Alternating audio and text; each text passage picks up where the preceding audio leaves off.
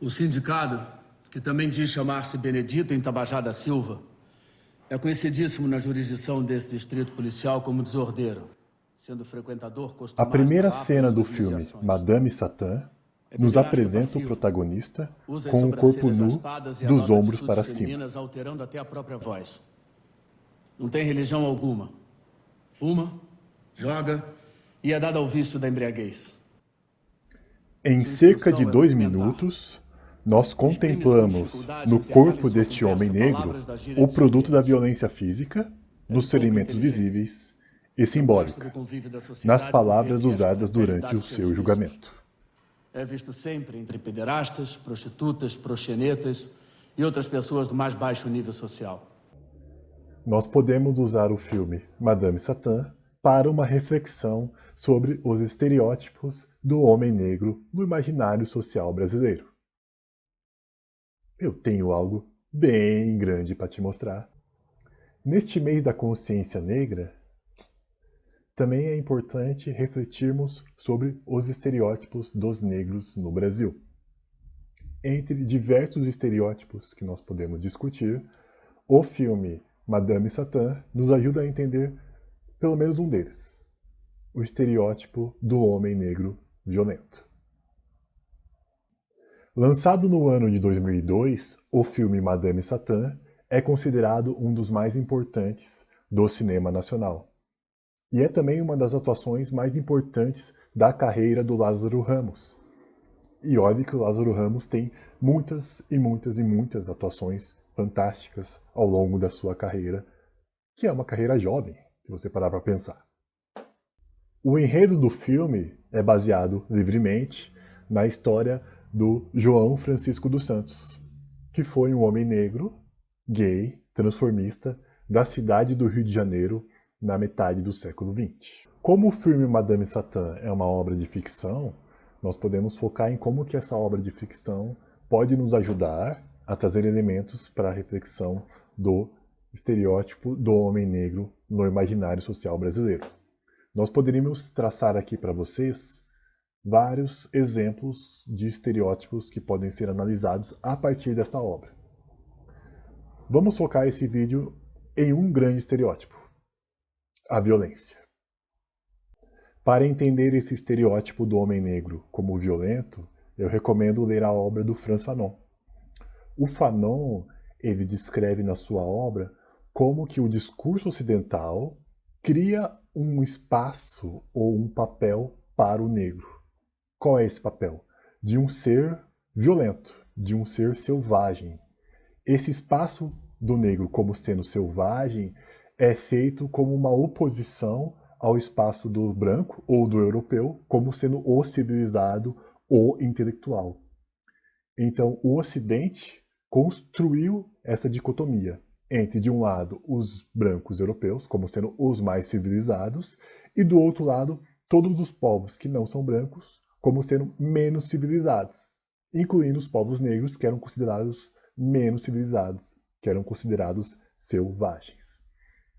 Nesta oposição, e é interessante como que o Fanon coloca na obra isto, nesta oposição entre o mundo civilizado e o mundo selvagem, os homens negros são colocados como os mais selvagens, portanto, os mais violentos, os mais incapazes de controlar os seus instintos. O Fanon diz uma coisa muito importante. Ele diz que não é apenas um estereótipo, um discurso que circula entre os brancos. Esse estereótipo, esse discurso, também faz parte do próprio imaginário social dos negros. Então, os homens negros também se encaram, muitas vezes, também pensam a si mesmos, muitas vezes, como mais violentos, ou como muito mais selvagens do que os outros. O que chama a atenção no filme é como que esse discurso de violência, que é introjetado pelo personagem principal, ele acaba, de certo modo, limitando as suas relações afetivas. Ele sabe que tem amigos e uma família, mas todo momento em que ele se sente mais fragilizado, todo momento em que ele poderia demonstrar os seus afetos de um jeito muito mais aberto, ele se esconde atrás da máscara da violência. Eu vou dar uma volta. Só se for na Santa Casa de Misericórdia. Olha o jeito que tu fala comigo, Embirrai, senão tu vai se arrepender da hora que tu nasceu!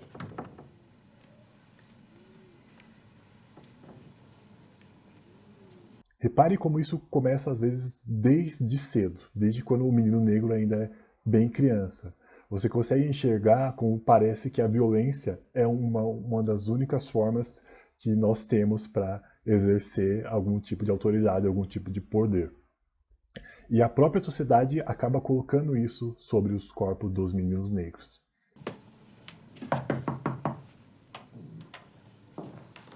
Vocês estão precisando de alguma coisa? Sei lá, um unguento? Com licença.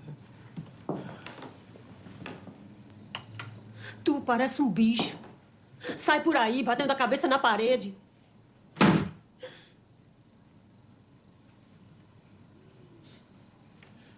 Eu quero me endireitar. Endireitar o quê? Tu já nasceu torto. E nós também podemos acrescentar a essa discussão que o Fanon coloca o que a Grada Quilomba traz.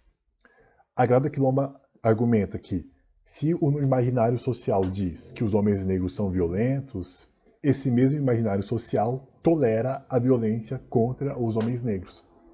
E nós temos inúmeros exemplos e inúmeros dados que justificam esse argumento dela, que mostram como a Grada Quilomba está certa nesse ponto.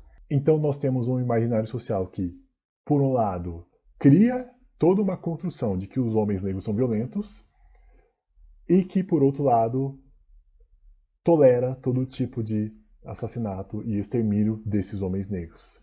Então você tem, sim, de certo modo, um imaginário social que constrói uma armadilha retórica, que constrói uma armadilha discursiva para os homens negros, que é você ter uma sociedade que trata você como mais violento e que justifica quando você aparece morto pela polícia.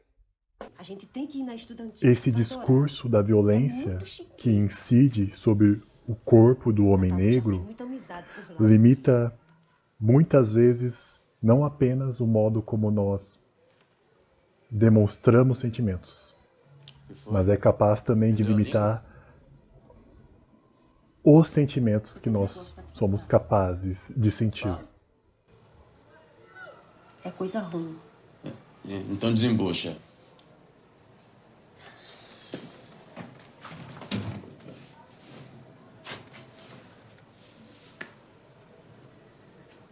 É o Renatinho. Eu tinha te dito lá no xadrez que ele tinha ido embora. Tinha. E o que é que você tem pra me dizer agora? Vai me dizer que você fez amor com ele, que ele te roubou e que tu tá prenha? Ele foi embora. Mas foi embora de um outro jeito. Sim, grandes coisas.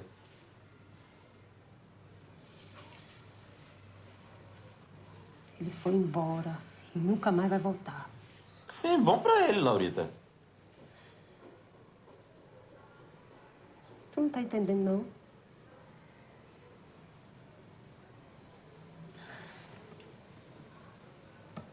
Ele morreu.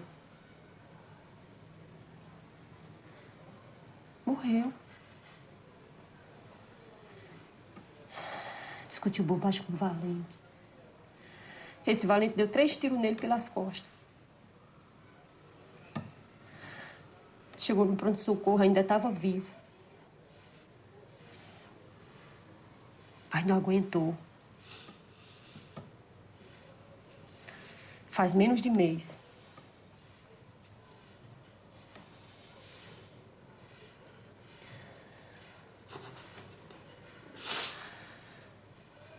Esse tempo que tu ficou em cana, ele me ajudou muito.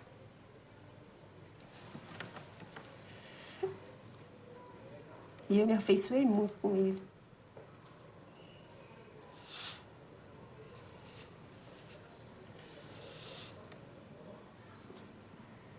Ele era louco por ti.